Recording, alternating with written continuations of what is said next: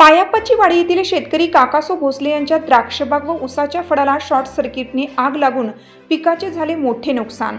पायापच्ची वाडी तालुका मिरज येथे 2 दिवसापूर्वी शॉर्ट सर्किट होऊन आग लागली व त्यामध्ये काकासो भोसले या गरीब शेतकऱ्याचे द्राक्षबाग व उसाचं पीक जळून खाक झालं। तर विद्युत महावितरणच्या हलगर्जीपणाच्या कामाची गावात चर्चा होताना दिसत आहे। सदर घटनास्थळी भेट देऊन ग्राम महसूल अधिकारी सचिन पाटील यांनी पंचनामा केला। त्यामध्ये अंदाजे 1.5 ते 2 लाखाचे नुकसान झाल्याचे नमूद केले आहे। सदर पंचनामा अहवाल महसूल विभागामार्फत शासनाकडे पाठवून नुकसान भरपाई मिळावी अशी नुकसानग्रस्त शेतकऱ्यांनी मागणी केली आहे। एका गरीब शेतकऱ्याचं झालेलं नुकसान पाहून संपूर्ण गावात हळहळ व्यक्त करण्यात येत आहे। यावेळी सरपंच दीपक सावंत, उपसरपंच निवृत्ती सावंत, पांडुरंग जाधव, संभाजी भोसले व चंद्रकांत सावंत इत्यादी उपस्थित होते।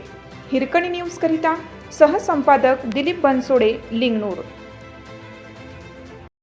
चालू घडामोडींचे अपडेट्स जाणून घेण्यासाठी आपल्या हिरकणी न्यूज चॅनलला सबस्क्राईब जरूर करा, लाईक करा, कमेंट करा आणि शेअर करा।